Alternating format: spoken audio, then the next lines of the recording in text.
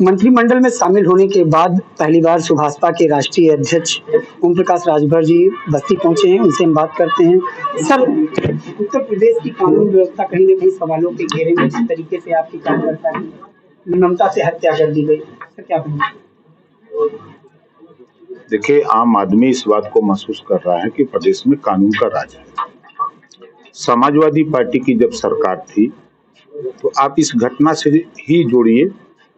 आप देवरिया से सटे हुए बस्ती मंडल देखिए, चाहे गोरखपुर के कुशीनगर महाराजगंज के जिले में, जो इस इलाके में हम देखते हैं गरीबों की जमीन कब्जा करने के लिए समाजवादी पार्टी के पोषित अपराधी हम कहते हैं।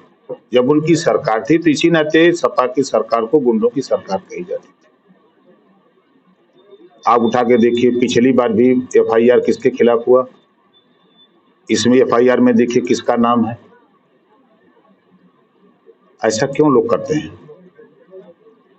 तो ये जो घटना है उस घटना की हम निंदा करते हैं और सरकार कटिबद्ध है। जो एफआईआर हुआ उसमें 4 लोग गिरफ्तार हैं, 1 आदमी फरार है, उसके खिलाफ कार्रवाई हो रही है और जल्द ही वो गिरफ्तार होगा, नहीं तो फिर तो बाबा का बुलडोजर चलेगा। कहीं न कहीं बाबा के बुलडोजर की आप बात कर रहे हैं, कहीं न कहीं जो देवरिया कांड हुआ था राजस्व के मामलों को लेकर, उसी घटना की पुनरावृत्ति हुई है। आखिर कहीं न कहीं जो अधिकारी हैं, जो थानेदार, उनकी भी लापरवाहियां कहीं इसको कहा जा सकता है। देखिए, कुछ अधिकारी हैं जो पार्टियों से ग्रसित हैं। किन पार्टियों से ग्रसित?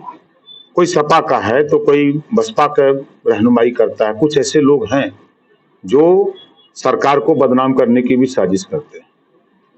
इस सरकार में भी वो कुर्सी पे जाएंगे कहाँ जाएंगे?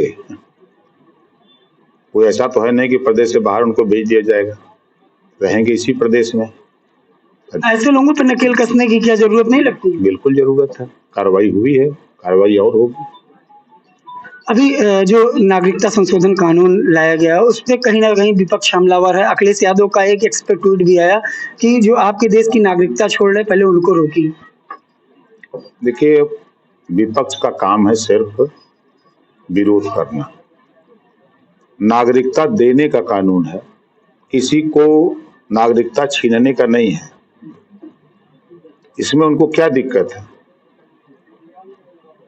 अब उनकी मानसिकता है विरोध करना तो विरोध करें। मुस्लिम समुदाय के जो लोग हैं उनका साफ तौर पे कहना है कि ये चुनावी स्टंट है। दिक्कत क्या है?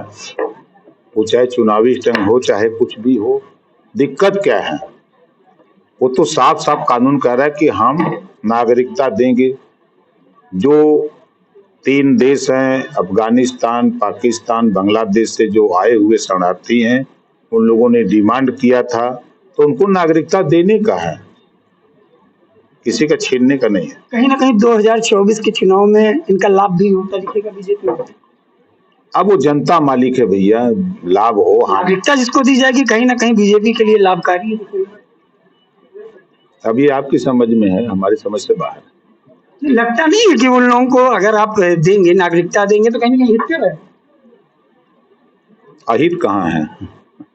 उनका तो हित है कि उनको नागरिकता मिल जाएगी, वो भारत के नागरिक बन जाएंगे। अब जब चुनाव आएगा तब ना उस पर उनको डिसीजन लेना है कि जुआ वोट देना है उनको। नागरिकता मिलने से लाभ पहुंचेगा ना पार्टी? बिल्कुल पहुंचेगा भाई। जो इतने लंबे अरसे से डिमांड कर रहे हैं हमको नागरिकता मिले, तो उनको नागरिकता मिलेगी तो जो देश की प्रदेश की योजनाएं हैं उनका लाभ तो उनको मिलेगा ना, फायदा नहीं होगा उनका। कहीं ना कहीं अखिलेश, राहुल और प्रियंका सब साथ में हैं, तो 2024 में किस तरीके से साथ निभाया? कोई लड़ाई नहीं है महाराज, कहीं लड़ाई नहीं है। आप देखिएगा, हमारे बगल में बैठे हैं रामललित चौधरी जी, बगल में बैठे हैं माननीय दूधराम विधायक जी, बैठे हैं ना। आप यहाँ देखे हैं बाहर फौज खड़ी है ना, कि किसके लिए फौज खड़ी है? एनडीए प्रत्याशी को जिताने के लिए फौज खड़ी है। देश में माननीय नरेंद्र मोदी जी को प्रधानमंत्री बनाने के लिए फौज लगी है। उत्तर प्रदेश में योगी आदित्यनाथ जी ने 7 साल में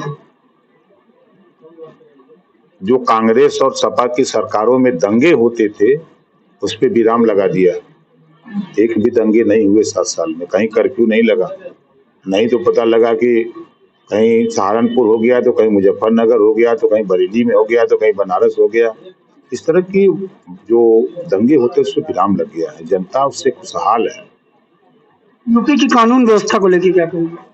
कानून व्यवस्था, अब गरीब तो कह रहा है कि भाई कानून का राज है। लगता है आपको? बिल्कुल लगता है। कहीं ना कहीं जो घटनाएं हो रही हैं अभी, जो आपके बीजेपी के कुछ कार्यकर्ताओं का भी नाम आया था, जो बहन बेटियों के साथ नाम जोड़ा गया, काफी बड़ी घटना सामने आई थी। उसके बाद भी आपके संत कबीर नगर में जो कल जैसे नंदिनी की हत्या हुई, उसके बाद भी ये चीज मानते हैं? देखिए, जहां तक सवाल आप नंदिनी की बात कर रहे हैं, ये समाजवादी पार्टी के पोषक, जब सरकार थी समाजवादी पार्टी की, तो समाजवादी पार्टी की सरकार के घमंड में तमाम अपराधी पैदा हुए। उनकी दवाई हो रही है, सरकार उनके खिलाफ कार्रवाई कर रही है। ऐसे लोग ही बड़े पैमाने पर, आप अगर सर्वे करेंगे प्रदेश का आंकड़ा, तो 60% ऐसे लोग मिलेंगे जो समाजवादी पार्टी की सरकार में पोषक अपराधी रहे। मायावती के 2024 में इंडिपेंडेंट लड़ने पे क्या कुछ नुकसान होता दिखेगा? अब उनका विषय है, वो लड़े चाहे कुछ करें तो उनका विषय है। हम लोग एनडीए के हैं तो एनडीए को हम लोग जानते हैं, जो हमारे घटक दल हैं, हम सहयोगी हैं एनडीए के, तो हम लोग एनडीए को जिताने के लिए काम करेंगे। पिछड़ों के वोट बैंक के लिए मायावती का नाम हमेशा आ गया है। जब 5-4 बार मुख्यमंत्री थी तब तो पिछड़ों की तरफ नहीं कोई देखा, चाहे वो सपा हो, बसपा हो, कांग्रेस हो। आज राहुल जी बोल रहे हैं ना कि फला जगह पिछड़े पोस्ट नहीं है। जब आपकी सरकार थी तो आपने पोस्ट क्यों नहीं किया?